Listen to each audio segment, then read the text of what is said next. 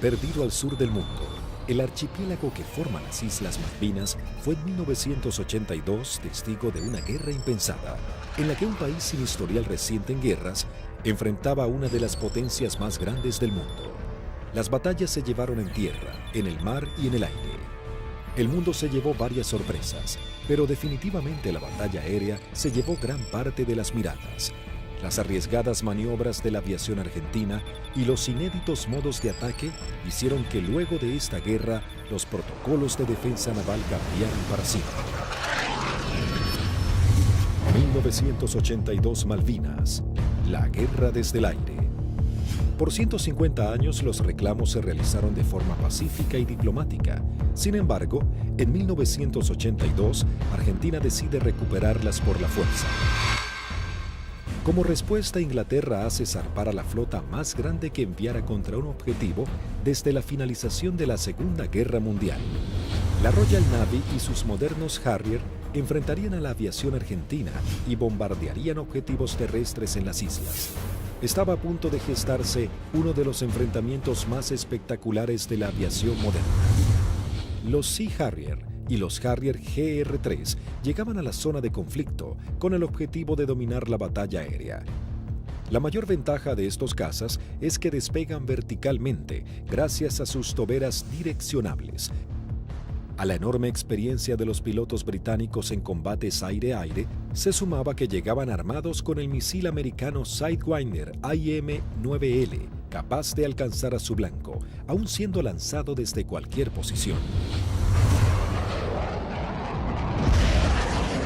Argentina se preparaba para enfrentar a las fuerzas de tareas británicas con diferentes aviones que había adquirido en los últimos 40 años. Si bien tecnológicamente estaba muy lejos del ejército británico, los pilotos tenían confianza en su desempeño. Había que pensar que el A4, el Skyhawk, era un avión que se compró de un diseño de la década del 50. Es un avión que la Fuerza Aérea lo compró usado en el desierto de Mojave, se le hizo el overhaul y se trajo a la Argentina, voló aproximadamente 140.000 horas antes de la Guerra de Malvinas, o por ahí, o sea que es un avión que tuvimos muchísima experiencia. La flota de la Fuerza Aérea Argentina estaba compuesta por las máquinas que para el momento eran antiguas. En 1955 había iniciado un plan de renovación de sus cazas y bombarderos pesados. Los primeros que habían llegado al país luego de implementar esta política fueron los bombarderos Canberra, que para aquel momento contaban con un sistema de armas de vanguardia.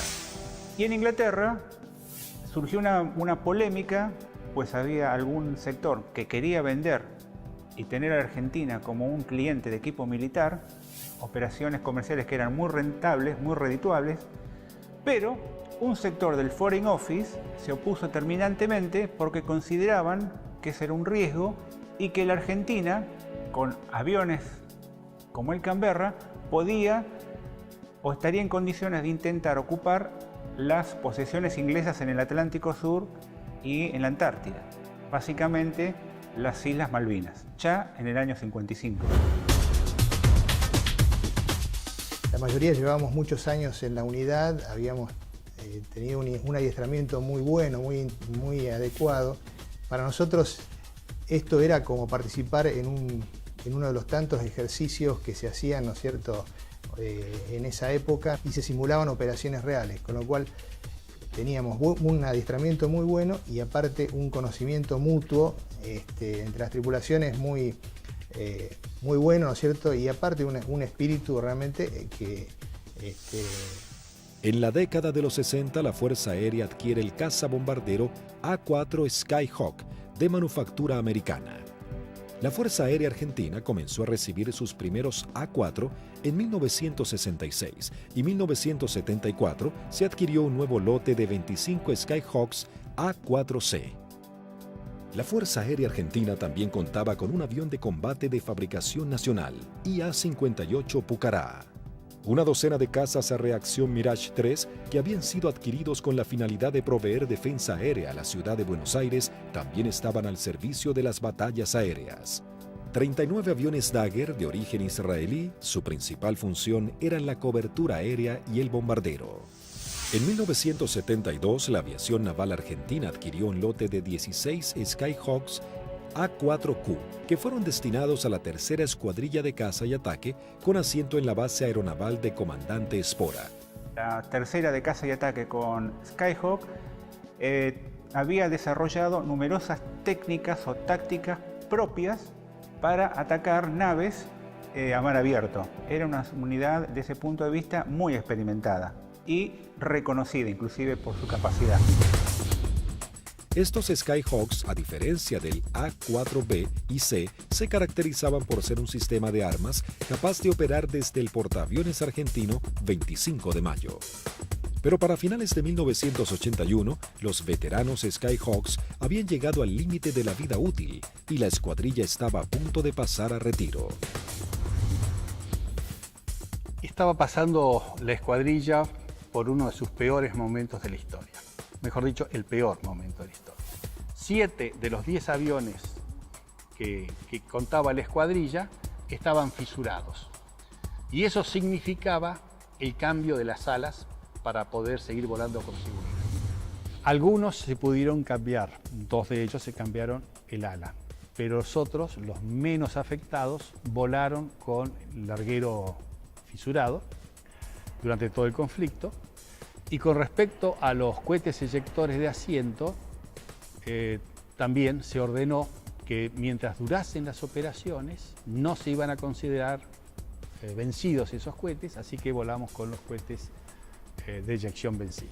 Así que el material nos encontraba a principios del 82 con solamente 3 aviones en servicio y que podían volar gracias a que la Fuerza Aérea nos había facilitado en préstamo 3 cohetes eyectores de asiento. Eso sumado a las falencias que ya se venían arrastrando de a tiempo, como los cañones de 20 milímetros que se trababan y que nunca fueron cambiados como pedíamos por los cañones DEFA de 30 milímetros que tanto éxito habían tenido los israelíes con su incorporación. Siempre tuvo apoyo la escuadrilla, pero llegaba un momento de transición. La incorporación de los aviones superestandar significaba que se iba a dejar de operar este sistema de armas, donde una escuadrilla que se estaba formando recibía todo el apoyo y la otra escuadrilla que estaba cerrándose de alguna manera. Finalmente, la Armada Argentina acababa de adquirir una nueva tecnología francesa, el cazabombardero embarcado Super Étendard, capaz de lanzar el misil AM-39 Exocet concebido para ataques a unidades de superficie. La segunda escuadrilla de ataque, aeronaval de caza y ataque equipada con Super Étendard, era una unidad de elite de alta tecnología, pero que recién estaba recibiendo sus aviones y tenía como tarea desarrollar y aprender a utilizar este arma que era muy potente y que no tenía equivalente en la región. También se contaba con un lote de cazas a reacción Air Macchi 326GB y Air Macchi 339, que tenían la capacidad de poder operar en terrenos desfavorables y pistas cortas. La Operación Rosario, cuyo objetivo fue recuperar el control argentino en las Islas Malvinas, se llevó a cabo en las primeras horas del 2 de abril de 1982. Un grupo de comandos anfibios de la Armada Argentina desembarcó en las islas, redujo a la pequeña guarnición británica y tomó posesión del gobierno. El 2 de abril de 1982 estaba destinado en la 5ª Brigada Aérea, en el grupo 5 de caza, y a las 7 de la mañana, la presentación normal que hacíamos todos los días, nos enteramos que habíamos recuperado nuestras Islas Malvinas. El 2 de abril, cuando fui hacia la escuadrilla, cuando ingresé, ahí me enteré que habían tomado las Malvinas. Una sensación de incertidumbre. Así que me encontraba de oficial de guardia y en ese momento recibo la noticia de la toma de Malvinas. Me tomó totalmente de sorpresa. Bueno, yo pertenecía al escuadrón 1A4C, que tenía su asiento en la ciudad de Mendoza. Estábamos haciendo unas prácticas en la base de Río Gallegos. Era una práctica usual que tenía la Fuerza Aérea en aquellos años de desplegar escuadrones, se llamaban escuadrones móviles, al sur de nuestro país, como para que todo el personal estuviera adiestrado y conociendo un área de un posible conflicto. A partir de ese momento nos preparémonos para lo peor. Tras el estupor mundial y el fracaso en las negociaciones, el gobierno de Margaret Thatcher envía su flota al sur de Sudamérica. La Fuerza de Tareas Británicas estaban compuestas por diversas unidades de combate, portaaviones, destructores, fragatas misilísticas, submarinos, buques de asalto, logísticos y de desembarco. Sorprendentemente y ante la incrédula mirada del mundo entero, Argentina se preparaba para enfrentar militarmente a una de las potencias más grandes del planeta.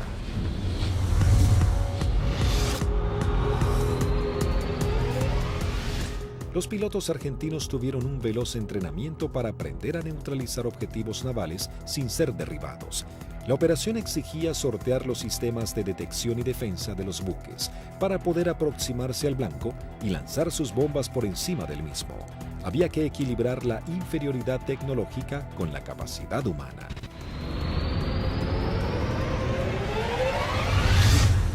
Empezamos a buscar la forma de suplir todas las deficiencias que en ese momento contaba el medio aéreo nuestro, que era la 4 Skyhawk. Y obviamente no teníamos contramedidas electrónicas para afectar tanto los radares como los lanzadores que poseían los británicos.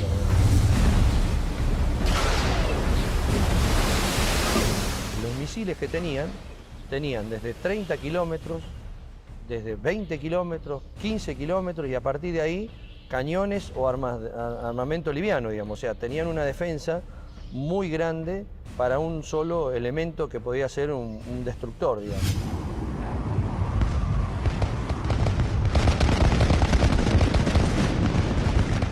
Entonces determinamos, con la ayuda también de la Universidad del Sur, cuáles eran los niveles de vuelo que teníamos que realizar para poder volar bajo el lóbulo y no ser detectados por el radar. Eso nos dio a qué altura teníamos que estar en función de la distancia a donde podíamos encontrar el blanco. Y en la última parte, ya desde unos 50 kilómetros del blanco, teníamos que volar por debajo de los 15 metros, bastante pegados al agua, para no ser detectados por ese lóbulo. Dentro de los 20 kilómetros ya nos tomaba. Pero esa demora impedía que los sistemas de armas dirigidos por radar pudiesen apuntarnos con mayor anticipación y eso evitaba de alguna manera o demoraba la posibilidad de ser derribados. Los aviones debían volar a escasos metros del suelo, no más de 10 metros a velocidades que oscilaban entre los 900 y 1000 kilómetros por hora. La mayoría no poseía radares y las comunicaciones debían ser mínimas para evitar ser detectados. Las maniobras eran realmente arriesgadas, pero parecía ser la única forma de poder enfrentar a la moderna flota británica. El adiestramiento de vuelo rasante era complejo y arriesgado. En el mar no había ninguna referencia visual de la altura en que se encontraba. Los A4B y A4C no contaban con un radioaltímetro, instrumento fundamental que mide la altura en la que se encuentra el avión con respecto a la superficie del suelo. El instinto y el oficio pasaron a ser herramientas vitales para los pilotos. Durante la práctica le tratábamos de decir al guía que volara más bajo, hasta tanto perdiéramos la vista del horizonte mar y ya empezaba a entrar en el efecto suelo del mar, digamos, empezaba a cabalgar sobre la turbulencia que producía el aire, digamos, cerca del mar. El armamento que utilizaba la Fuerza Aérea estaba compuesto por diferentes bombas antiguas, paradójicamente de origen británico. Y nosotros usábamos una bomba inglesa, la ANM65A1, de 1000 libras, una bomba de Labro Lincoln, inglesa, de demolición de manzanas, que la devolvimos con muchísimo cariño y sin costo, como decía alguno. Paralelamente a los entrenamientos y mientras la flota británica se acercaba más y más, la Armada comenzaba una carrera contra el tiempo intentando de poner en servicio 8 de sus Skyhawks. También los técnicos buscaban poner en funcionamiento los escasos misiles Exocet que habían llegado al país antes del retiro francés. Hasta ese momento, esta tecnología solo había sido probada en polígonos de tiro por sus fabricantes. Nos dan la orden de la posibilidad de poner a punto el diálogo entre lo que era el sistema nuevo del super estándar con el misil M39. Cuando conectamos todo aquí en el país, el sistema no funcionaba porque era un avión con un corazón de la época del 80 con las valijas de test que eran de la época del 70. Había ingenieros que se dedicaban a desglosar todo lo que era la parte matemática, cómo traspasar distintas informaciones, y algunas de las cosas también se hicieron por ensayo y error. Se iba buscando como un candado a combinación, ¿no? Se iba buscando número por número hasta llegar al número ideal que el misil pueda leer la información del avión. Y bueno, eso nos llevó un tiempo, hasta que un día la valija que reemplazaba el misil nos da que el misil había salido y que todos los parámetros que habíamos colocado estaban incorrectos. Eso ya nos daba un alto porcentaje de seguridad de que el misil por lo menos recibía la información correcta.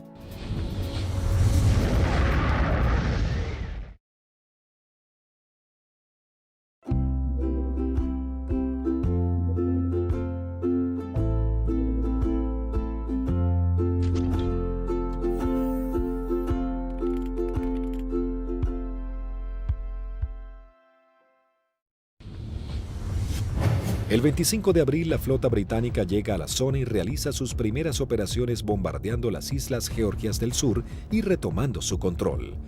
5 días después, el 1 de mayo, tiene lugar el inicio de los enfrentamientos en las Islas Malvinas y comienza la batalla aérea. 2 bombarderos Avro Vulcan británicos despegaron de las Islas Ascensión con la intención de dejar fuera de servicio la pista de Puerto Argentino. Al enterarse de la noticia en los aeródromos de Río Gallegos, Río Grande y San Julián, las secciones interceptoras se preparan para entrar en acción. 2 Dagger de la primera sección de Río Gallegos regresan al continente sin haber encontrado ningún objetivo. Una segunda sección de Dagger de la base de Río Grande es la primera en hacer contacto con aviones Harrier británicos. Al despegar hicieron contacto con el radar Malvinas, operado por la Fuerza Aérea Argentina. Con un alcance de 300 kilómetros a la redonda, se convertía en los ojos de los pilotos. A través de ellos podían saber qué aeronaves había en el teatro de operaciones.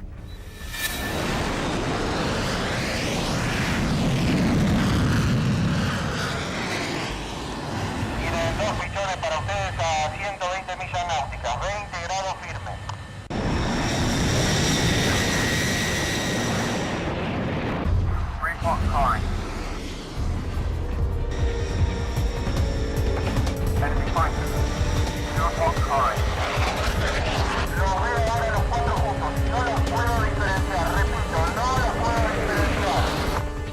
Los 4 interceptores comienzan a dar giros buscándose unos a otros, los argentinos con 22.000 pies y los Harrier 4.000 pies más abajo. Ahora los tienen a 9 millas de frente y a 1 milla al costado derecho.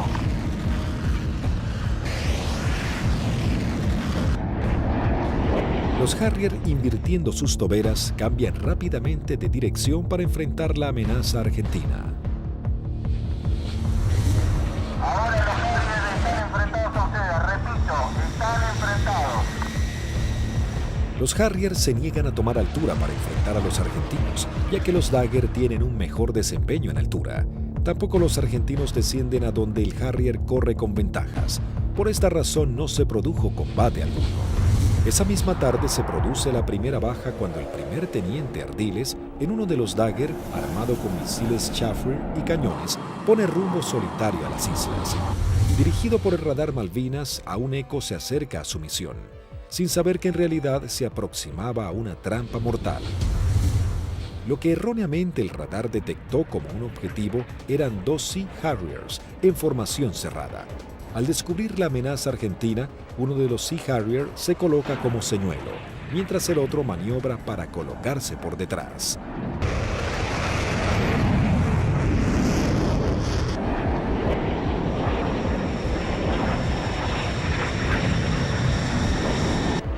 Ardiles se coloca en posición de disparo y lanza un misil Chafford que es evadido por el piloto británico. En esos segundos decisivos, el segundo Harrier logra colocarse detrás del avión de Ardiles y acciona su disparador lanzando un misil contra el Dagger. El piloto argentino no pudo eyectarse. Tras patrullar la línea de la costa, 3 Dagger de la base aérea de San Julián prosiguen hacia Puerto Argentino. Antes de llegar se encuentran frente a 3 buques británicos que están bombardeando el área. El destructor y las 2 fragatas abren fuego contra los aviones argentinos sin poder alcanzarlos. En ese momento el capitán Di Meglio lanza sus bombas sobre el destructor. Luego los Dagger inician el escape mientras una patrulla de Harrier va a su encuentro. Los aviones británicos abortan inmediatamente su ataque cuando 2 Dagger armados con misiles se interponen entre ellos y la escuadrilla para facilitar el escape de los argentinos. El 1 de mayo habían comenzado las hostilidades y ambos bandos mostraban todo su poderío y el valor de sus pilotos. Era el bautismo de fuego para la Fuerza Aérea Argentina.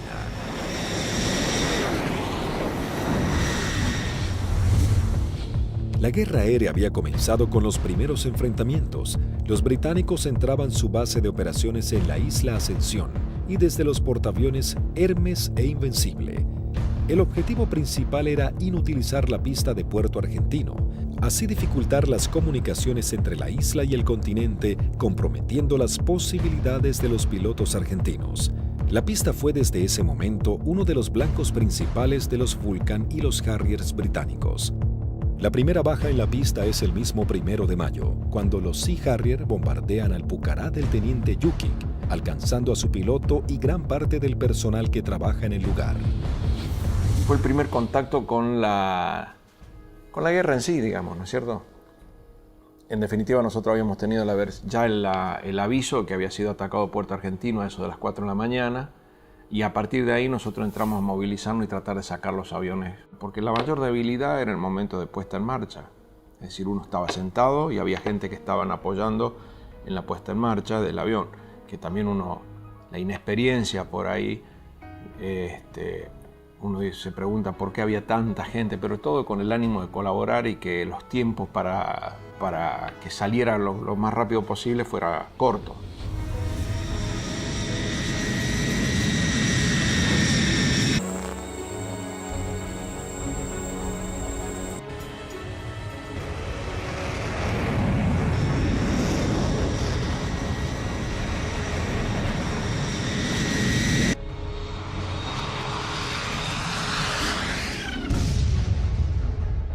Desde armeros, de suboficiales técnicos, electricistas, todo dando vueltas alrededor del avión, que casualmente, desgraciadamente, es el avión donde impactan y casi todos ellos fallecen. A partir de allí, los arribos a Puerto Argentino eran muy arriesgados. Entonces llegamos a Puerto Argentino el 17 de mayo al atardecer. Y me sorprende cuando llegamos porque no hay nadie recibiéndonos. Aeropuerto fantasma, no había absolutamente nada. Veía el cráter, estaba lleno de esquirlas, y mientras estaba mirando eso, de pronto veo una camioneta que se empieza a acercar a la distancia de la cabecera opuesta.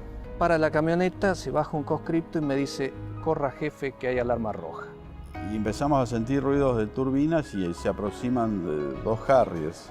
Y habríamos hecho unos 30, 40 metros cuando miro a la derecha y explota una bomba en la cabecera 26, un poco más alejada, unos 100 metros de la cabecera 26. Los Harrier pasaban, hacían la PAC, la patrulla aérea de combate en San Carlos, y a la vuelta con una bomba de 1000 libras en el medio, tiraban la bomba y se volvían. O sea que la cantidad de alarmas rojas era muy abundante. El 2 de mayo, el submarino nuclear británico Conqueror hunde al crucero Ara General Belgrano. En la operación mueren 323 marinos argentinos. La guerra había comenzado de la manera más cruda para Argentina.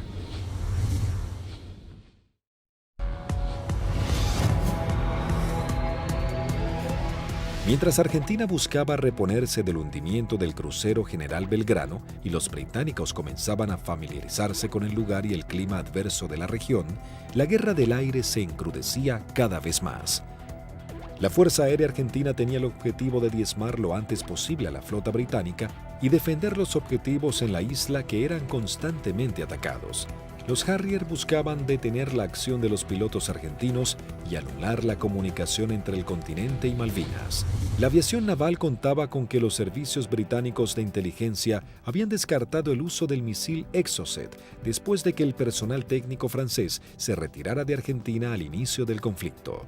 Por lo tanto, era una carta secreta con la que contaba Argentina.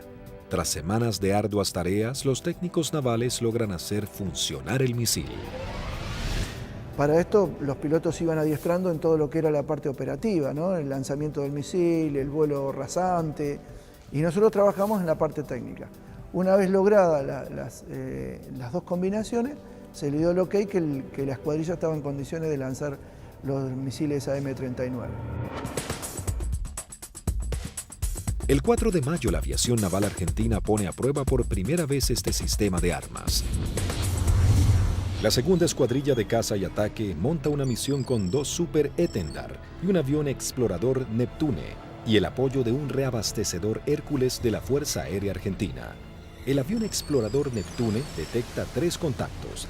Los 2 pilotos de los Super Etendard, tomando por sorpresa a los británicos, lanzan sus misiles contra el Sheffield. Y bueno, ahí fue una satisfacción enorme porque todo el sacrificio arduo que habíamos hecho para poder poner a punto lo que era algo que nos parecía imposible, había dado buenos resultados. La aviación naval argentina lograba hundir el primer buque británico y se convertía en pionera en la utilización de esta tecnología. El extremo entrenamiento comenzaba dando esperanzas a los pilotos argentinos. Tras días de bombardeos y cañoneos sobre los puestos argentinos en las islas, las réplicas de los soldados y los pilotos argentinos, los ingleses habían logrado interrumpir las rutas de contacto entre los puestos y la base argentina. La comida comenzaba a escasear en la vanguardia y el clima bajaba abruptamente. Los pilotos argentinos patrullaban el aire en busca del lugar exacto en el que los ingleses buscarían hacerse a tierra. Y a partir de ese 1 de mayo, a través de todas las acciones que realizó el escuadrón y los escuadrones de otros sistemas de armas, se iba degradando tanto el material como el personal, íbamos perdiendo camaradas en forma permanente. Entonces es como que el cerco se iba estrechando cada vez más. Finalmente, el 21 de mayo, comenzaba la última etapa de la guerra con el desembarco en la bahía de San Carlos. Con la colaboración del comandante Ewing Southby Taylor, quien conocía el lugar por haber prestado servicios en Malvinas, el general Jeremy Moore había decidido que ese era el lugar ideal para su desembarco. Los primeros avances de las lanchas de desembarco habían sido positivos. El lugar no estaba minado y parecía que sería un arribo relativamente sencillo. Pero con las primeras luces de la mañana, el teniente primero Carlos Daniel Esteban visualiza uno de los barcos y da aviso. Una Hermaki 339 de la aviación naval realiza un vuelo de reconocimiento por la zona. Ni bien superé las primeras alturas donde están las posiciones del batallón 5, ya comencé a observar acciones de combate. Había un helicóptero incendiándose, tropa de infantería desparramada corriendo por el campo y un helicóptero dándole apoyo. El aviador naval ingresa al estrecho de San Carlos, divisa un helicóptero en vuelo estacionario para alertar sobre posibles ataques aéreos. Me preparo para atacar ese helicóptero y ya me preparo para disparar. Observo todo el despliegue naval inglés sobre el establecimiento San Carlos. Rápidamente descubre que en el lugar había por lo menos media docena de buques ingleses. Con el piloto inglés nos alcanzamos a mirar. En ese momento recién él me ve. Kripa realiza un brusco giro a la izquierda, pasando a escasos metros del helicóptero. El helicóptero de la Fuerza de Tareas Británica alerta a los buques advirtiéndoles que un jet argentino va hacia ellos. Maniobrando su Aermacchi Kripa, somete a su avión a varias G negativas, respondiendo de manera efectiva. Una vez que entro en la corrida de tiro, el buque comienza a tirarme. Yo con cañones y cohetes solamente podía producirle daños muy pequeños, entonces mi intención era tratar de dejarlo fuera de servicio al buque, es decir, atacar todo su sistema de radares, de radios, antenas. Volando en forma rasante, se coloca en posición de disparo contra el primer buque que cruza frente a su mira de tiro.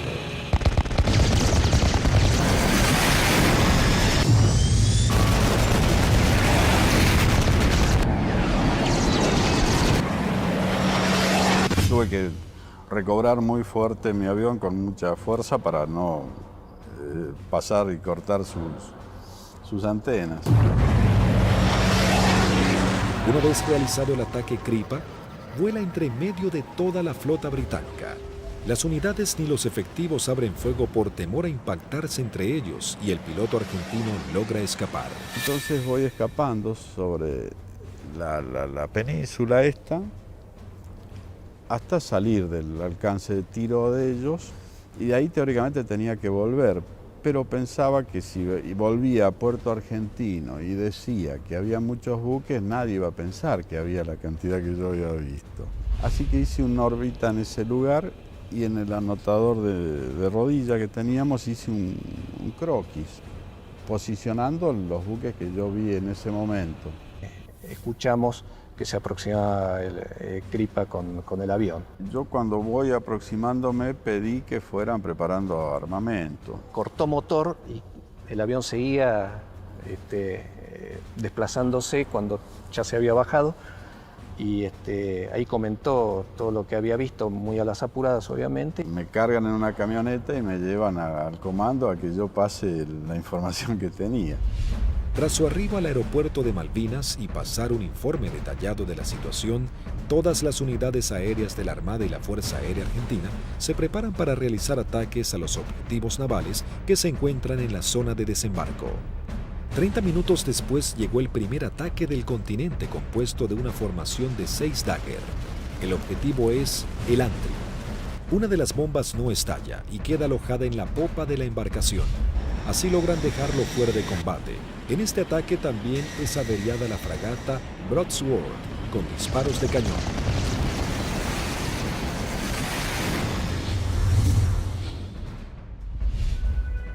En Río Grande, las escuadrillas de Dagger y A-4Q navales parten para atacar blancos ubicados en el estrecho de San Carlos. Argentina intentaba dominar el espacio aéreo en el archipiélago.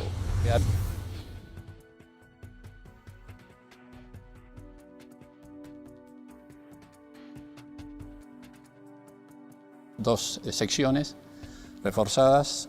Yo salí con el teniente Márquez y el teniente Arca y el sublíder era el teniente Rótolo con el teniente Lecuri y el teniente Silvester.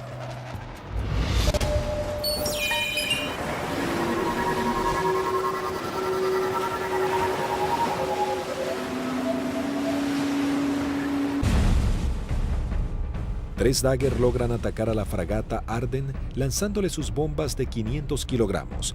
Una de ellas explota en la popa dañando seriamente un helicóptero Sea Lynx y su sistema de defensa.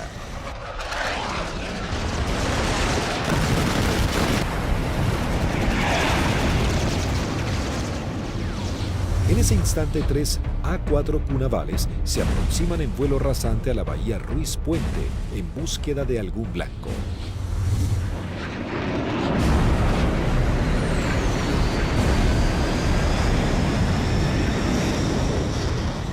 Había lluvia, chubascos, techos bajos y poca visibilidad. Condiciones totalmente desfavorables en caso de encontrarnos con algún buque inglés, porque su radar y su sistema de detección de blancos nos iba a ver y lanzar los misiles mucho antes que nosotros los viéramos a él. Los Skyhawk detectan visualmente a la fragata Arden visiblemente averiada. Conectamos máster de armamento, que era el único punto que faltaba. Iniciamos un giro para atacar desde una posición relativa favorable.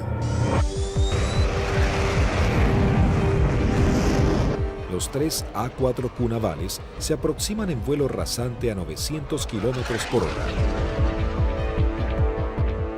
El teniente Márquez, quien vuela último, ve el impacto producido por una de las bombas de 250 kilogramos del capitán Alberto Filippi, que da de lleno en la popa, elevando una gran bola de humo y esquirlas.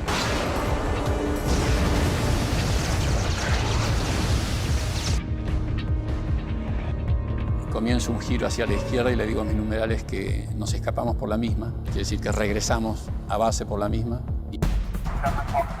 2 Harrier que habían despegado del portaaviones Hermes para patrullar el área del sur del estrecho de San Carlos ven las explosiones sobre la popa de la fragata Arden e inmediatamente se lanzan en picada para prestar apoyo. Y escucho la voz del teniente Márquez que dice Harrier, Harrier.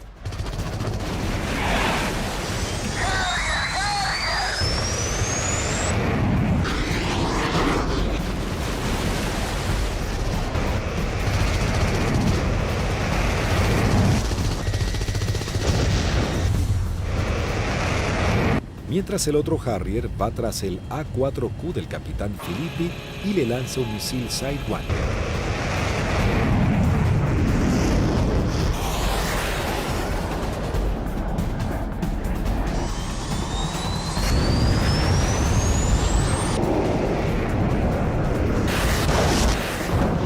En ese momento escucho una explosión muy fuerte.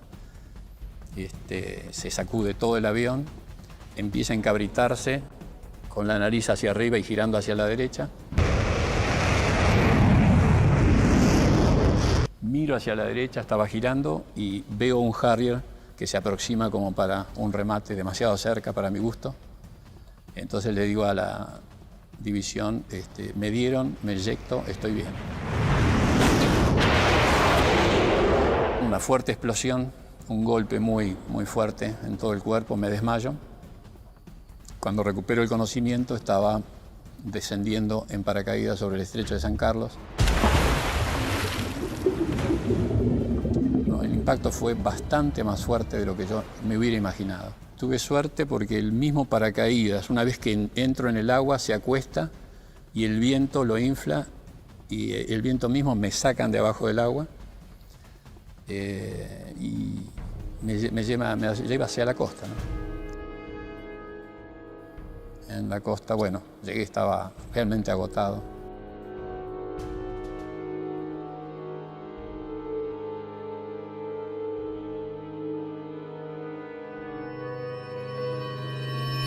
La fragata Arden, con daños de importancia, también es señalada como el blanco de la nueva escuadrilla que se acerca a la zona.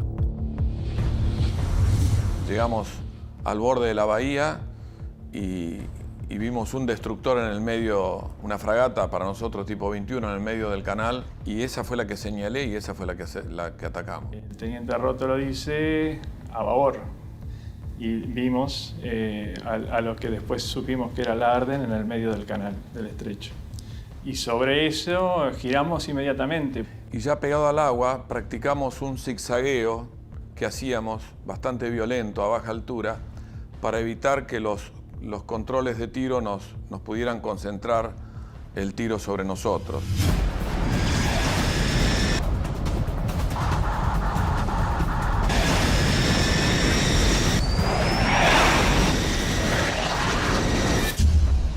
Lo que parece una eternidad antes tiene que ascender a 60 metros, 200 pies, nivelar el avión y empezar a hacer puntería si quiere que la misión sea efectiva. Yo vi que se inundaba el mar de piques y uno sigue con esa trayectoria, ya no tiene otra alternativa.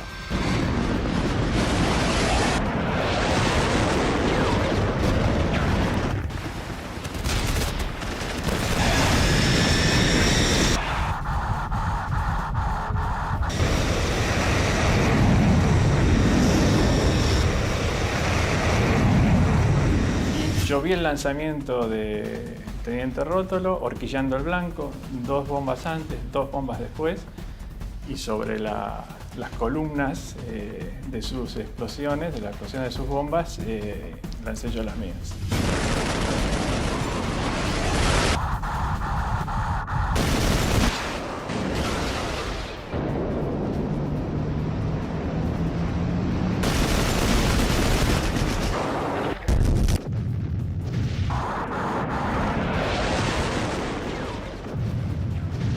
mientras lanzaba, intentaba no perderlo de vista, porque de hecho estábamos con combustible muy marginal y él tenía un equipo que yo no tenía a bordo, que era el BLF, que es un equipo de navegación y que le permitía una navegación precisa. Mi seguridad de hacer el camino más corto de regreso al aeropuerto era mantenerlo a él a la vista.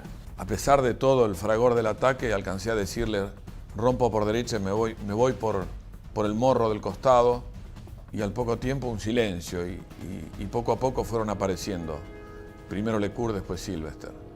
Y ahí nos volvimos a juntar. Por un lado teníamos la satisfacción del deber cumplido y por otro el sabor amargo de haber perdido, bueno, lo que las estadísticas dicen que se pierden en este tipo de ataque a unidades navales. El 50% de las unidades que salen normalmente no regresan. Sí, es un ataque, es violento, es muy violento lo que se vive en la cabina. Debido a los ataques que sufrió ese día, la fragata HMS Ardent se une en las frías aguas del estrecho. Sin embargo, las fuerzas terrestres británicas preparan el avance a Puerto Argentino.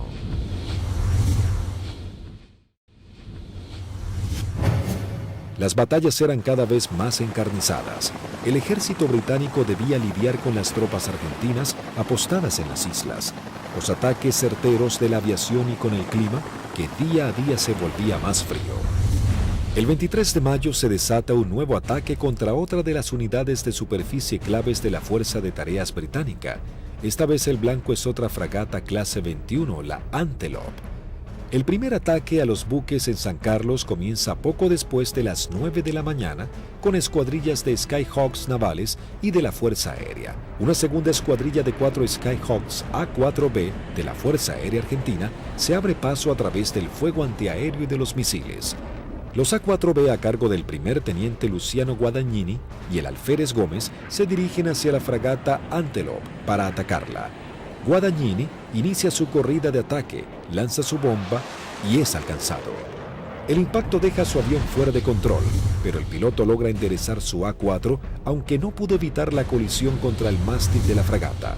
El piloto no alcanza a eyectarse antes del impacto.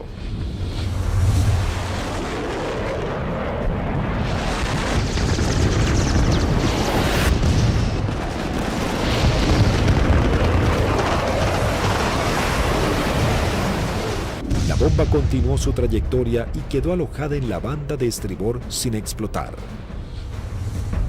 Tras la primera incursión, el ataque a la nave continúa con los A4Q navales, que se aproximan rápidamente en vuelo rasante por la isla Gran Malvina.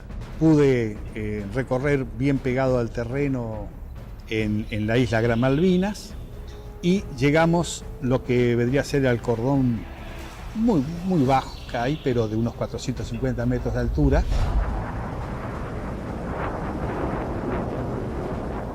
Tuve que descender para poder ir hacia la altura de lanzamiento, que son unos 100 metros, y el primer buque que vi en la bahía San Carlos era una fragata de tipo 21, tenía un helicóptero en popa, recuerdo, y me dirijo hacia ella como el primer blanco que había observado. La zona de operación estaba totalmente clara, con sol, despejado y el mar muy calmo.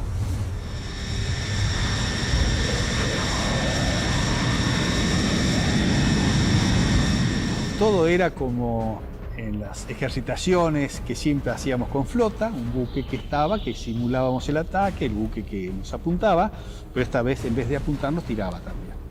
Inmediatamente que entramos a la bahía, empezaron a tirar. Y tiraban ya de tierra, se veían los fogonazos, sobre todo de la derecha y del frente.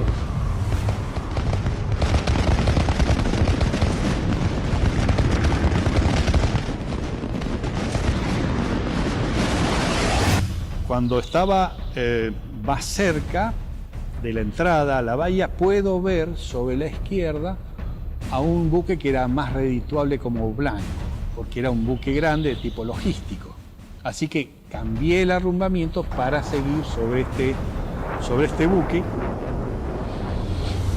un momento dado quise tirar cañones porque tiraban de todos lados y salieron 2 disparos y se me trabaron los cañones.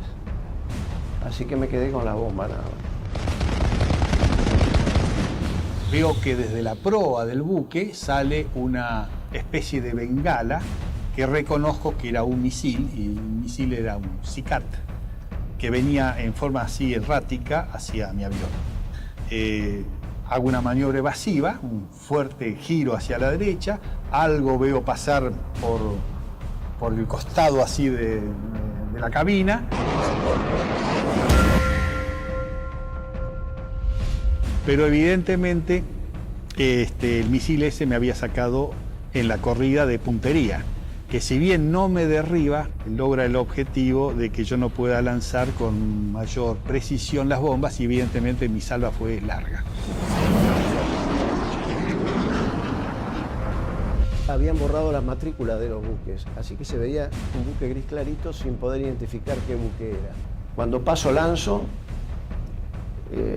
eran 2.000 libras de peso que largaba en un instante, el avión hace una cabreada, quiere subir, impido que suba y cuando miro adelante estaban tirando de todos lados.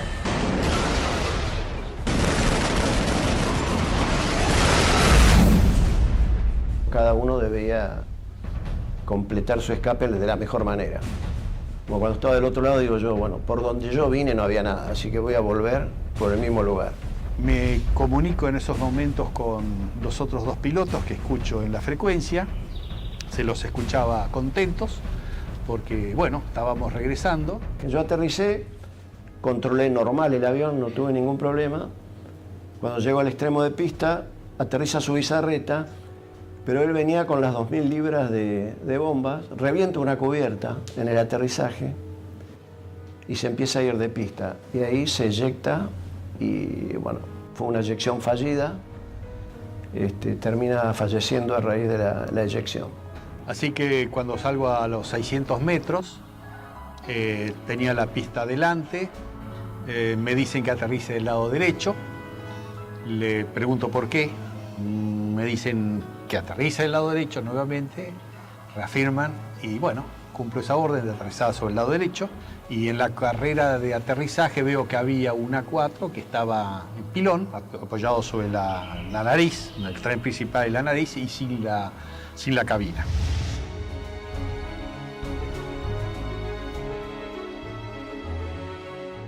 No sabíamos nada de los tres primeros y su bizarreta que acababa de morir en el aterrizaje. Aunque dañada severamente, la Antelope aún continúa a flote.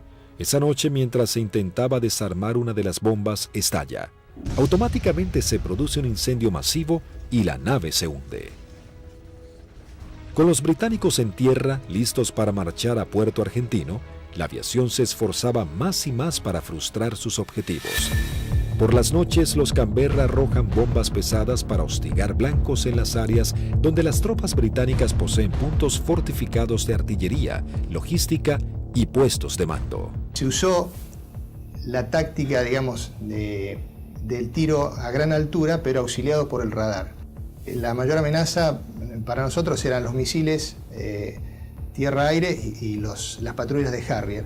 En la última oportunidad que tiramos sobre Monte Kent, el radar nos avisa de que se estaban acercando una patrulla de Harrier y nos fue dando las posiciones relativas, o sea, nos avisa que estaban a 25 millas, nosotros hacemos el tiro, realizamos la maniobra evasiva, a partir de allí le damos al avión la máxima velocidad posible, ¿no es cierto? Vemos que se acercan hasta 20 millas y luego empezamos a perder, digamos, a ganar distancia con respecto a los Harrier, con lo cual esa fue una amenaza concreta que no llegó a acercarse a la distancia de tiro. Con las primeras luces de la mañana del 25 de mayo, el mayor ataque de la aviación argentina comenzaba a gestarse. El almirante Woodward, jefe de la Marina Británica, previendo la situación, rápidamente despliega sus unidades para sostener los ataques. Los observadores navales argentinos mantienen actualizada la posición de los buques enemigos mientras las escuadrillas llegan a la zona. En el continente, los dos Super Étendard de la Armada Argentina preparaban los misiles AM-39 Exocet para un segundo ataque sobre la flota británica con un rumbo de acercamiento diferente para lograr una mayor efectividad.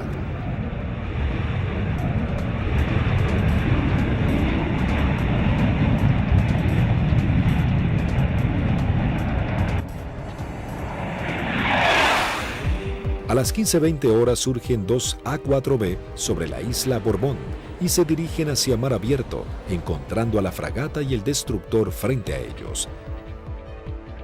Los A-4B lanzan su armamento. Una de las bombas rebota en el mar e impacta sobre el buque atravesando su cubierta de vuelo, destrozando la parte delantera de un helicóptero Sea Lynx y luego cae al agua. Los otros dos A-4 se acercaban en rasante rápidamente hacia los buques. Yo iba del lado izquierdo y mi guía del lado derecho, y como no teníamos radar obviamente, el control lo hacíamos con nuestros ojos. A mí me tocaba controlar desde el frente a la izquierda y el guía del frente a la derecha, no teníamos otra alternativa, digamos.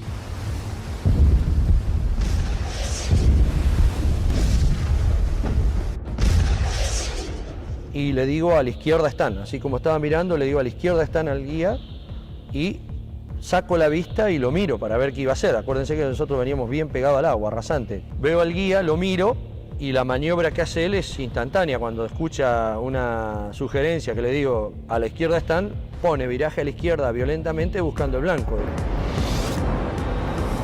Inmediatamente el guía pone viraje brusco a la izquierda, dejando sin opción a Barrio Nuevo de tener que elevarse para esquivarlo entrando en el área de tiro del radar, que al estar en automático, inmediatamente lanza un misil Sea Dart.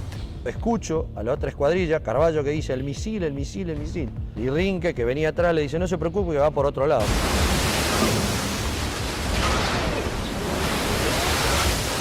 Claro, no iba para ellos. Salía hacia la derecha para nuestros aviones, digamos, y para mi avión. Entonces. El misil Sea Dart necesita un tiempo para nivelarse e ir tras su blanco. Como los aviones argentinos ya estaban muy cerca del blanco, lograron pasar por debajo sin que éste pueda derribarlos. Dije, bueno, ahora por tiempo no me va a alcanzar más, porque yo iba aproximadamente a 900, 950 kilómetros por hora, y el misil iba ya a 1.6, 1.8 de Mach, hasta que girara y todo, aproximadamente volaba, calculan alrededor de un minuto 10. No nos alcanzaba más, digamos.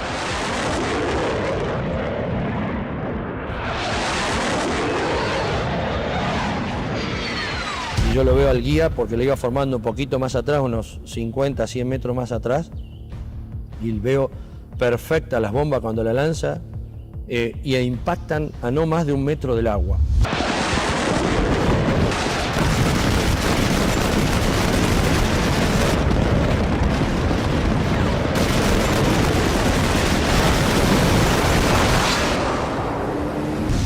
De inmediato se desata un incendio incontrolable. Corte de las comunicaciones, electricidad y pérdida completa del control de la nave. Cuando aterrizamos en Río Gallegos, estaban columnas de mecánicos, los primeros 200, 300 metros con banderas, saludándonos. Yo pensaba, mirá qué bien, estaban festejando el 25 de mayo, digo, contento que volvemos los 4 aviones, espectacular, bárbaro. Y cuando vamos a la plataforma para estacionar, vemos que hasta el jefe de escuadrón viene a recibirnos y algunos pilotos. Yo no entendía nada, y yo como era el último avión, yo no me preocupé. Y cuando bajo, el jefe de escuadrón me maltrató. ¿Qué hizo? ¿Qué hizo usted, Alfredo? Yo le digo, el avión está en servicio, le digo, puede volar, no lo rompí, no hice nada. Le digo, está bárbaro. No, pero ¿qué hizo? Y ya me agarra de la solapa, eso no me lo olvido más. Así de la campera, de lo que le quedaba del chaleco salvavidas, y le dice, ¿pero qué hizo, señor? No sé. Me despeiné en el vuelo, le digo, estoy desilustrado, no tengo ni idea. No, ¿qué hizo? Acaban de hundir un buque en 20 minutos. 19 hombres sucumben inmediatamente en el ataque y se hunde 20 minutos después de ser alcanzada. Al mismo tiempo que los A-4B de la Fuerza Aérea ponen rumbo al continente, un Hércules de la Fuerza Aérea Argentina reabastece al este de las Islas Malvinas a 2 Super Étendard de la aviación naval. Ellos ya están preparados para un nuevo ataque con misiles Exocet.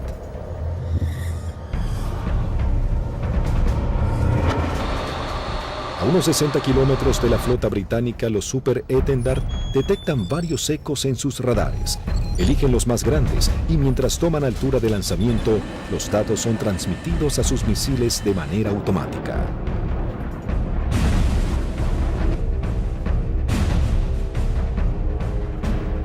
Una vez en vuelo, el misil es autónomo. ya tiene los datos del objetivo cargados en su memoria y se dirige a casi el doble de la velocidad del sonido a escasos metros del agua.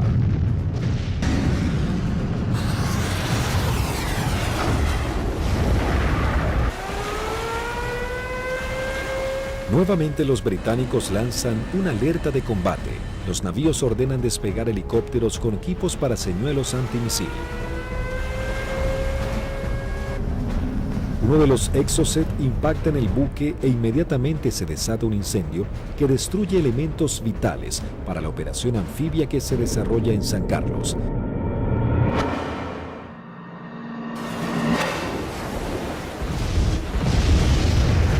El buque es abandonado y se hunde unos días después. Si bien el daño infligido sobre la flota británica era considerable, cada vez la resistencia argentina estaba más doblegada en las islas.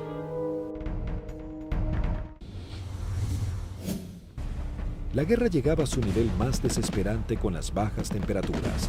Las tropas británicas se preparaban para avanzar por tierra. Sin embargo, los soldados argentinos apostados en las islas no cedían posiciones y los bombardeos aéreos azotaban a la flota británica.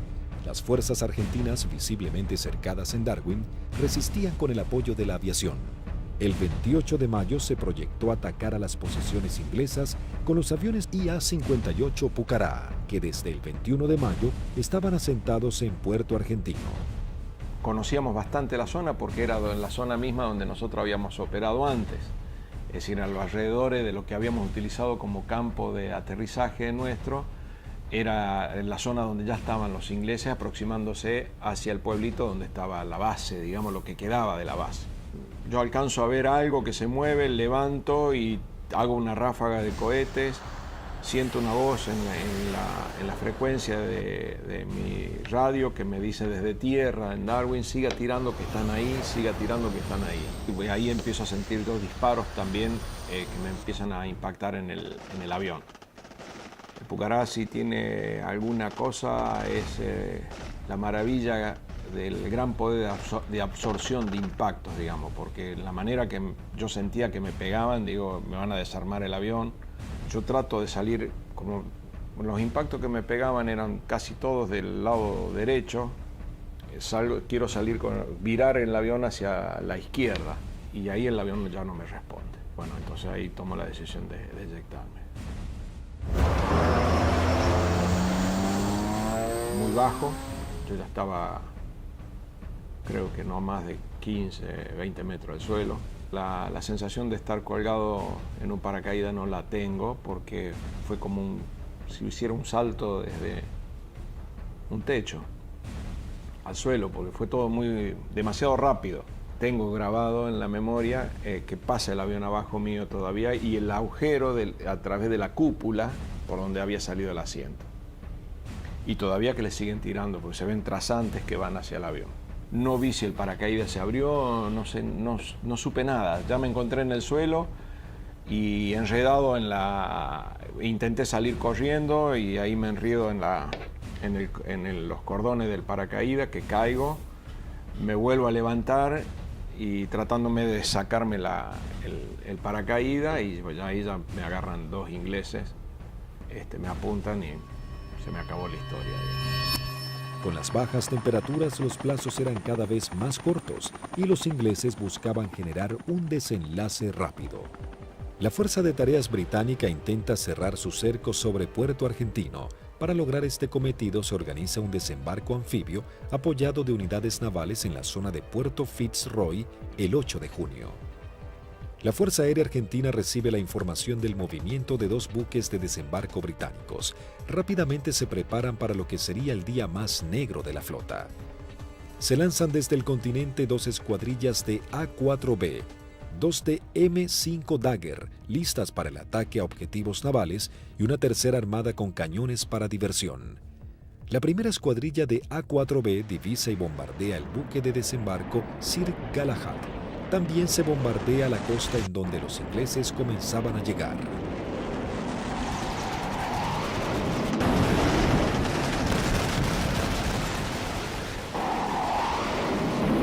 La Fuerza Aérea Argentina, sabiendo que ha logrado impactar en los buques de desembarco, redobla su apuesta y envía una escuadrilla de A-4C y 2 A-4B para bombardear las posiciones terrestres en la cabeza de playa.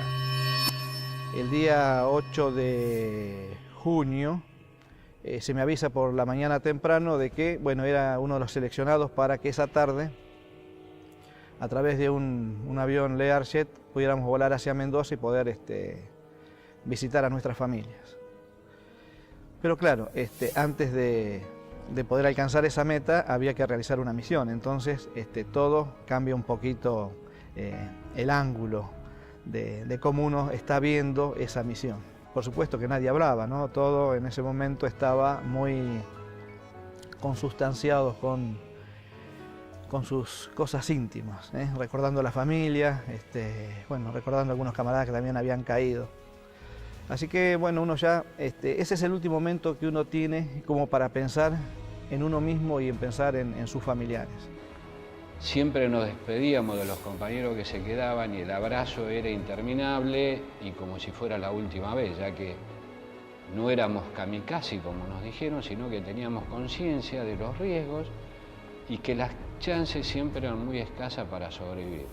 Una característica que teníamos siempre en nuestra unidad es que el personal de mecánicos que preparaba nuestros aviones y armaba nuestros aviones se ponía siempre al costado de ambos lados de la pista, con banderas argentinas, con los trapos con que limpiaba el avión, con lo que tuviera, con la campera, como para saludarnos y darnos ánimo.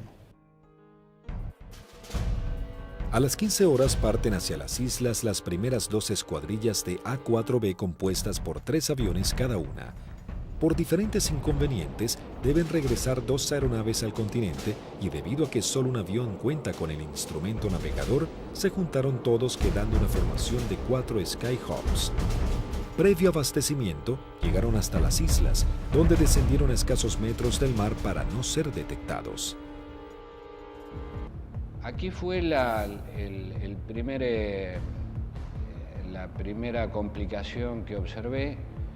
Al hacer control de combustible antes de entrar en la zona de combate, me di cuenta que había uno de los tanques externos que no me había transferido todo el combustible de ese tanque, con lo cual ya el combustible que tenía sabía que no me iba a alcanzar para regresar al continente. Pero como estábamos muy próximos a la zona del ataque, decidí continuar. La sección ingresa a la isla Soledad con una formación escalonada sorteando la variada geografía del lugar para evitar ser detectados por los radares. Los pilotos saben que no cuentan con el factor sorpresa y que serán recibidos con un intenso fuego antiaéreo. Realmente dantesco, a pesar de que ya teníamos todos experiencia de que nos tiraran, pero era dantesco ver la cantidad de proyectiles 20 milímetros, 30 milímetros, artillería antiaérea y misiles de diversos tipos. Los A4 sobrepasan las defensas aéreas y se dirigen rumbo a Bahía Agradable. En ese momento sucede algo inesperado para Sánchez. El numeral 4 lo sobrepasa, quedando él en cuarto lugar. Inmediatamente yo traté de acelerar mi avión para volver a tomar la posición que yo tenía inicialmente en la formación. O sea, trataba de alcanzarlo a Vázquez pasándolo por la derecha. 2 Sea Harrier del Escuadrón 800 giran en círculo sobre Fitzroy. Uno de los pilotos ve aproximarse un avión en vuelo bajo desde el sudeste e inmediatamente le avisa a su compañero. En ese momento, no sé por qué razón, se me ocurrió darme vuelta a la izquierda de mi avión y mirar detrás del avión. Y lo que se veían eran impactos de proyectiles atrás de mi avión, inmediatamente en la cola, y se levantaban surtidores de aguas, varios piques detrás de mi avión. Sánchez, sin saber quién era su atacante, decide continuar con su maniobra para lograr colocarse tercero en la formación. Cuando está sobrepasando al alférez Vázquez, Bolsan, el líder, encuentra al lanchón de desembarco saliendo del seno Choi Seul. Cuando la ve, inmediatamente pone viraje y el resto de los aviones lo siguen, con lo cual los 3 aviones se me vinieron encima mío. Ninguno se había dado cuenta que yo venía tratando de ocupar mi posición, con lo cual los tuve que saltar por arriba, evitándolos, tomé altura, lo cual siempre era un riesgo, porque evitábamos tomar altura en la zona del combate porque era un tiro al pato, decíamos, de cualquier avión o cualquier buque que anduviera en la zona. Ante la atónica mirada de los pilotos británicos, los 3 Skyhawks inician su corrida-ataque hacia el lanchón. El numeral 2, teniente Juan Arraras, logra impactar de lleno la embarcación con sus bombas, ignorando la presencia de los aviones Sea Harrier. Hay algo que me llama la atención a mi derecha y a unos 500 metros veo 2 Sea Harrier a la misma altura que yo, bien formaditos, paralelos, un poquito más retrasado el segundo avión. El guía era David Morgan y el numeral Smith. El Sea Harrier lanza su primer Sidewinder hacia el avión de Arraras e inmediatamente Sánchez da la alerta. Cuando vi eso, que lanzó el misil, les doy la voz de alerta a mis compañeros, o sea, misil en el aire, 2 Sea Harrier. Arraras es impactado por un misil en su parte trasera, dejándolo fuera de control. Si bien se eyecta, no logra sobrevivir. El Harrier arremete contra el segundo A4. Tiene en su mira al avión de Vázquez. Lanza su misil impactándolo de lleno y sin que pudiera eyectarse. Realmente ese fue un momento choqueante, quedé muy choqueado porque el pensamiento era hace un instante, era un compañero mío, un amigo mío, un camarada mío, que desapareciera de esa forma. O sea, me impactó mucho, ¿no? Sin perder tiempo, el Harrier, piloteado por David Morgan, continúa su ataque contra su próximo objetivo. Las maniobras evasivas del avión del primer teniente Bolson no logran evitar el misil. Su piloto tampoco logra sobrevivir a la explosión. Y al volver a entrar en conciencia, inmediatamente fui a buscar los 2 Sea Harrier, ya que yo estaba expuesto también a recibir un ataque. No los vi donde estaban últimamente, en la última posición. Se me ocurrió mirar para arriba y ahí es que veo un Sea Harrier que empieza a hacer, baja su nariz para iniciar el ataque a donde yo estaba en ese momento posicionado. Tras el ataque, el único A4 sobreviviente, en inferioridad de condiciones para entrar en combate, decide desprenderse de todo el peso extra y emprender un escape pegado al mar acompañado de maniobras evasivas. Estaba realmente muy estresado, muy choqueado, con lo cual había cosas que estaba descuidando, entre ellas el combustible. Cuando me di cuenta, realmente no me alcanzaba para llegar, excepto a Puerto Argentino, no llegaba a ningún lado. Lo primero que hice fue tomar altura, independientemente que anduvieran los Sea Harrier, ya no importaba mucho. Moría de una forma o iba a morir de la otra, así que... Sánchez toma altura y reduce su potencia de motor a fin de economizar el gasto de combustible, aunque queda expuesto a cualquier tipo de ataque. Mientras tanto, la sección de A4C entraba en la zona de combate atacando el personal que desembarcaba en la costa de Bahía Agradable. Ahí nos encontramos con los barcos humeando, muy próximos a la playa, y un enjambre de hombres que estaba desembarcando y que iba trasladando todos los pertrechos hacia la playa.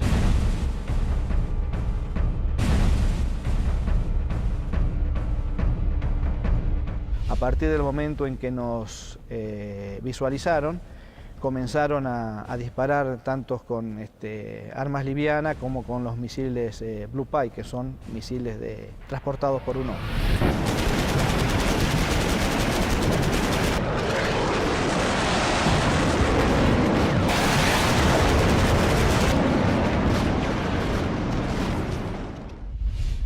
Tuve la oportunidad de esquivar 2, girando un poco el avión y poniendo pedal, tratando de evitar. Pasaron algunos por arriba y algunos por abajo.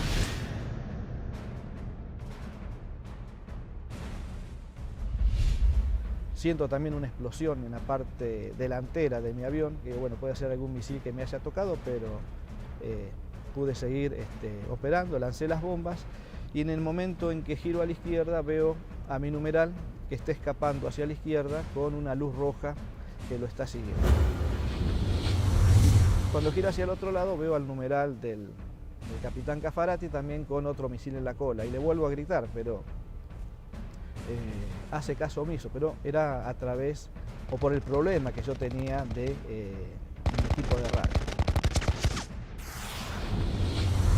El Skyhawk del teniente Sánchez se encontraba expuesto en altura, con sus cañones trabados y sin combustible para llegar a la base. Toda su escuadrilla había sido derribada y no había sobrevivientes. De la decisión del piloto podría salvarse, caer prisionero o congelarse en medio del mar. Mientras tanto, en algún lugar sobre el océano Atlántico, el teniente Sánchez decide arriesgarse e ir en busca del Hércules reabastecedor, descartando la idea de regresar a las islas para eyectarse y ser tomado prisionero. Cuando vamos camino al reabastecedor, escucho la voz de momento del teniente Sánchez, el Pipi Sánchez, que había sido uno de los únicos sobrevivientes del ataque anterior. Tenía una última oportunidad si el reabastecedor, el avión Hércules, se había quedado en la zona, le quedaba una chance más. Con lo cual le hice el llamado en la frecuencia de reabastecimiento, me contestó. Las comunicaciones eran dramáticas porque yo estaba desesperado. Así que le pedí por favor que si me podía ayudar, necesitaba reunirme con él y que me diera combustible. Él me daba indicaciones de posiciones geográficas, pero yo al no tener mi equipo de a bordo, porque solamente algunos aviones lo transportaban, no tenía forma de ubicarlo geográficamente. Escuchar la voz de él en forma casi desesperada, llamando al avión Hércules reabastecedor para que lo pudiera alcanzar. La tripulación era el vicecomoro Cano y el capitán Rubik. Realmente, si le debo la vida a alguien es a ellos. Siempre digo que son mis segundos padres. La situación era que la última vez que vi el indicador de combustible no me quedaban más de 400 litros, que prácticamente no da para nada, realmente no daba para nada. Con lo cual dejé de verlo porque lo único que hacía era producirme más estrés por no estar acoplado al Hércules. La tripulación del Hércules, en un gesto heroico, se aproxima bastante a las islas y le da la tranquilidad de decirle, quédate tranquilo, pibe, que ya estamos yendo por allá.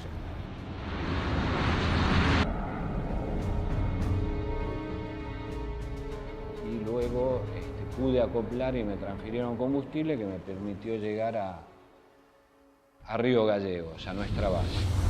En el regreso, el brigadier Paredi observa que su indicador del nivel de aceite de su avión comienza a fluctuar. Nuevamente el fantasma de la caída en medio del océano vuelve a aparecer. Con lo cual digo, bueno, puede ser que me hayan producido alguna perforación, esté perdiendo aceite y se grane el motor y acá me queda a mitad de camino. Y lo único que atiné fue a sacar mi libreta de control de procedimiento donde tenía una foto de mi señora y mis hijos para echarle una última mirada. Es decir, bueno, por lo menos están en mi recuerdo hasta el último momento. Afortunadamente el indicador, después de eso, no sé si fue mi familia o Dios que me dio una mano, esto se acomodó y pudimos llegar con felicidad a la base San Julián. Con las últimas luces del día, aterriza el teniente Sánchez luego de su trágica misión. Llegué prácticamente en las últimas horas, ya estaba oscureciendo. Me impresionó mucho en el momento que llegué a plataforma, choqueado, transpirado, mal, estresado, ver los mecánicos de mis 3 compañeros que no iban a volver, que los estaban esperando. Así fue como terminó ese día. Lamentablemente los 3 compañeros míos murieron, 2 fueron derribados por David Morgan y 1 por Smith, volando cifrado.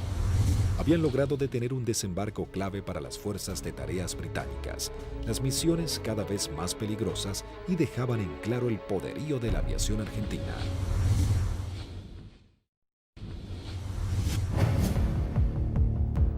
La guerra terminaba, sin embargo las misiones de la Fuerza Aérea eran cada vez más arriesgadas. El 13 de junio, a horas de finalmente firmar la dimisión argentina, comienza a tomar forma un ataque que podría haber cambiado el curso de la batalla final por las Islas Malvinas. El día 13 de junio, que fue ataque objetivo terrestre, en principio cuando comenzó el conflicto del Atlántico Sur, los pilotos teníamos cierta aprehensión a los ataques a objetivos navales, ¿no? Porque la fragata tenía de todo para defenderse. Cuando fue avanzando el conflicto y llegamos ya casi a los finales y los ingleses ya tenían buenas posiciones tomadas en tierra, realmente se complicaba el ataque a objetivo terrestre porque estaban las defensas terrestres, las aéreas y encima las navales. Había que sortear todas. Pero realmente era para lo que habíamos estado preparados toda la vida, y creo que esa fue una misión en la cual los ingleses estuvieron sorprendidos de cómo nosotros llegamos al corazón del Estado Mayor, que estaba en Monte Dos Hermanas, al pie del Monte Dos Hermanas. 2 escuadrillas de A-4B del Grupo 5, armados con 3 bombas retardadas por paracaídas, toman parte de la última misión de combate de la Fuerza Aérea Argentina. La acción es osada y peligrosa: atacar y destruir el comando del Estado Mayor británico del general Jeremy Moore, jefe de las fuerzas británicas. En esa misión volamos casi unas 350 millas, un equivalente a unos 700 kilómetros, rasante. Iban tan bajos, tan rasante, que el chorro de los aviones quedaba marcado en el agua. Entonces me resultaba más fácil seguirlos. Y ahí escuchamos al radar Malvinas, que salió en frecuencia y preguntaba: ¿hay alguien en frecuencia? Fue la primera vez que en mucho tiempo que el jefe de escuadrilla rompió el silencio de radio, el capitán Varela, y dijo: los nenes. Muy bien, dice Radar Malvinas, yo tengo, no los tengo, pero tengo una PAC al norte, 2 aviones, etcétera, etcétera. Tengo una al sur, tengo una al oeste y tengo una al este. Le volvió a preguntar el capitán: ¿usted nos ve? El radar Malvinas le dijo: no. Entonces ellos tampoco. A las 12 horas del mediodía, las 2 escuadrillas ingresan al área de Malvinas para dirigirse a su blanco. Cuando estábamos sobrepasando el acantilado, vimos que estaba posado ahí un helicóptero, un Sea Lynx británico, que son los que lo usaban ellos como de vedores. Y yo pienso que ese helicóptero informó la posición nuestra, informó la entrada nuestra a la isla. Inmediatamente de eso el radar Malvinas empezó a dirigir al aire, dar todos los movimientos de las PAC. Todas las PAC iban concentrándose hacia el lugar de nuestra ruta. Los A-4B toman vuelo rasante máximo, en formación cerrada, pegándose contra el terreno para evadirse de los Harrier que venían a derribarlos. El jefe de escuadrilla observó un soldado inglés con su casco y su fusil que subía una colina y lo encontró de frente al avión. Evidentemente estábamos volando muy bajo. Varela iba como siguiendo el terreno, volando bajo, y por momentos se le perdía de vista. Cruzamos esa pequeña loma y por delante nuestro había un campamento muy prolijo con unos shelters y una veintena de helicópteros aterrizados en ese sitio, y un despliegue de gente. Los 4 Skyhawks logran sortear el terreno y llegan al corazón del Estado Mayor británico. Hasta que escucho tirar, dice Varela, tirar. Y veo ahí veo los fogonazos de los 4 bombardeos que hicieron cada uno de los aviones. Los A-4B se dirigen directamente al cuartel general y lanzan sus bombas. En medio del caos e improvisando la defensa, el general Moore escapa del ataque. Pude ver el impacto de los helicópteros en marcha y el impacto de los cañones nuestros, una mancha marrón que iba pegando en cada uno de las puertas del helicóptero. Yo era la primera experiencia que tenía de haber tirado tan cerca. Incluso uno de los helicópteros despega y, digamos, nos pone el rotor de frente al avión. La segunda escuadrilla, al mando del teniente Cepeda, entra en acción realizando un segundo ataque sobre los cuarteles de mando. Cuando yo veo ese escenario, ordeno a mi escuadrilla tirar en ese lugar, ya sobrepasado el ataque de Varela, más adelante. Tiramos las bombas y bueno, vamos a salir. Yo salgo, sigo la línea de vuelo y venía un helicóptero, un Siquín, cruzando de mi derecha a izquierda. Y empecé a disparar a ojo, porque como la munición es trazante, me quedaba marcado por dónde iba la munición, entonces yo veía y movía el comando como para que barrerlo al helicóptero con la munición.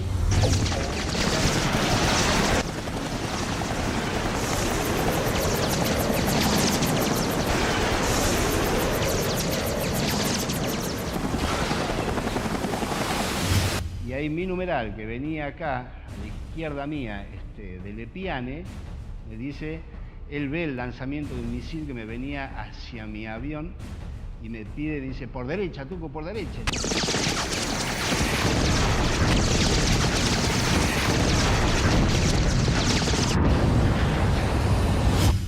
Decidimos salir en forma individual, atravesando las islas, con regreso al continente por a San Julián. Los A4B emprenden su regreso al continente volando rasante. Algunos de ellos con averías deben ascender para economizar combustible.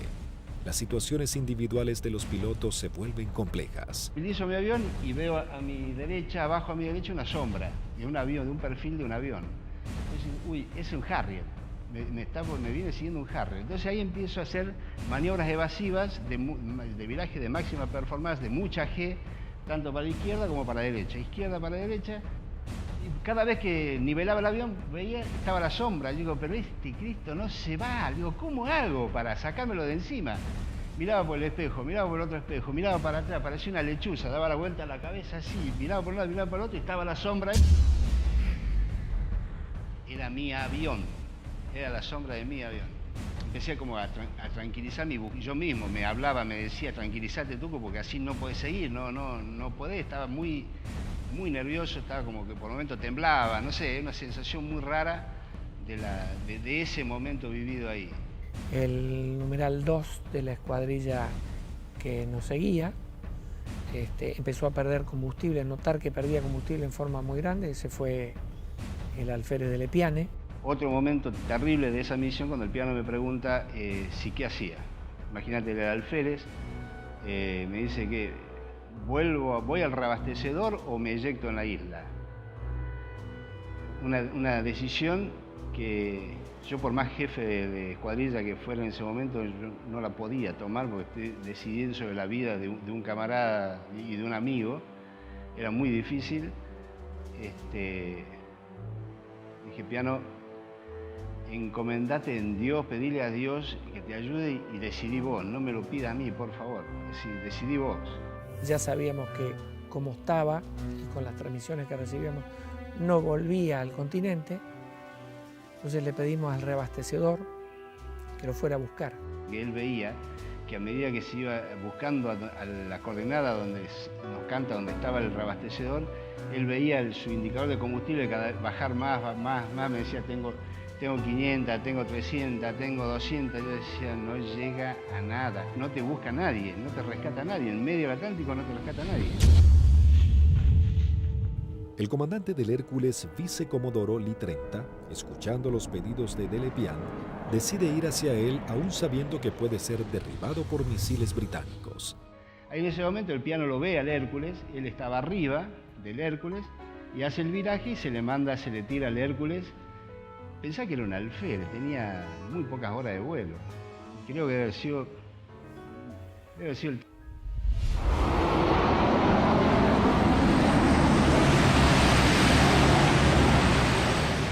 Ahí el reabastecedor se arrimó a las islas en un acto de arrojo terrible, ascendió, lo buscó lo encontró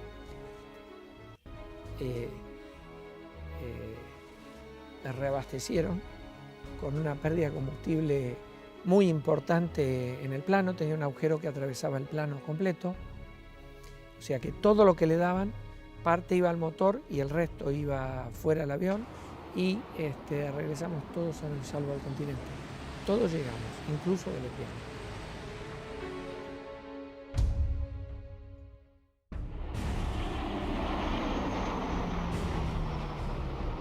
Ese fue un factor importantísimo en el desarrollo de la guerra, el tema del reabastecimiento. Nosotros estábamos muy compenetrados y nos entendíamos muy bien con los pilotos, las tripulaciones de Hércules, y fue uno de los secretos mejor guardados de la guerra y en la cual le dio la posibilidad de éxito a muchas misiones de la Fuerza, fue que los ingleses nunca pudieron encontrar dónde hacíamos los reabastecimientos. Buscaron por todos lados, nunca encontraron un Hércules haciendo reabastecimiento. Las misiones extremadamente peligrosas en las que se embarcaban los pilotos eran los últimos actos heroicos de una guerra que ya llegaba a su fin. El 14 de junio de 1982, las tropas británicas finalmente ingresan en Puerto Argentino y se firma la rendición argentina. El general Mario Benjamín Menéndez, jefe de las guarniciones argentinas en las islas, le informa a su par británico que solo puede responder por sus unidades en Malvinas. El general Moore insiste en la necesidad imprescindible de interrumpir las acciones y Menéndez le reitera su falta de control sobre la Fuerza Aérea y la aviación naval, pero le garantiza que no efectuará ningún pedido de misiones. Moore comenta sus experiencias en San Carlos y Monte Kent, donde noche a noche eran bombardeados por los Canberra, y agrega que el día anterior había salvado su vida por un minuto al ser atacados por aviones A-4B. El conflicto deja a los británicos con su flota desmantelada y no es posible proseguir con las operaciones navales. En ese momento, si alguien le pone un valor en números, y un avión que no valía más de $50.000, y una fragata CL-42 valía $550 millones puesta en el puerto. O sea que si uno hace números, realmente no resiste mucho análisis. La guerra económica la ganó la Fuerza Aérea Argentina, desde ese punto de vista, ¿no? Y la Armada con sus A4, porque eran aviones viejos que nadie calculó que tenían la capacidad de hacer el daño a una de las primeras flotas del mundo. Bueno, creo que hicimos bien los deberes. Hicimos aquello para lo cual estábamos adiestrados y creo que lo hicimos bien. Yo creo que esa es la demostración más grande del profesionalismo y de la cadena que hace que ese hombre, en definitiva el último eslabón, llegue y cumpla con su objetivo. Pero hay un montón de gente atrás y que todos han demostrado ampliamente su valía y convencimiento por la fuerza y en definitiva por la nación. El escuadrón, a pesar de que tuvimos muchas bajas, tuvo el espíritu y las ganas de seguir combatiendo y defender algo que era nuestro. Lo realmente importante es el vínculo que uno genera con el camarada que va a entrar en combate junto a uno, que va a arriesgar su vida con uno y del cual va a depender de mí y yo voy a depender de él. La voluntad y el deseo de poder cumplir con la misión y cumplir con ese juramento que en algún momento hicimos cuando éramos cadetes, de defender la bandera y la patria hasta perder la vida. 36 aviadores de la Fuerza Aérea Argentina y 4 de la Aviación Naval Argentina perecieron en operaciones de combate y accidentes. Primero y fundamental, el mejor recuerdo para aquellos que dieron todo, que es fundamentalmente la vida de aquellos que no volvieron. Es el gran honor para mí de haber haber conocido héroes vivos.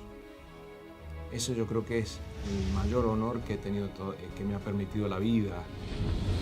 El conflicto de Malvinas dejó un sabor amargo, pero marcó la impecable profesionalidad de los pilotos argentinos, quienes con tecnologías claramente inferiores y algunas que ni siquiera habían sido probadas, lograron dar batalla y sorprender al mundo con maniobras y estrategias de combate que jamás se habían utilizado. Si Argentina la recupera, será por la vía diplomática, con inteligencia, con trabajo.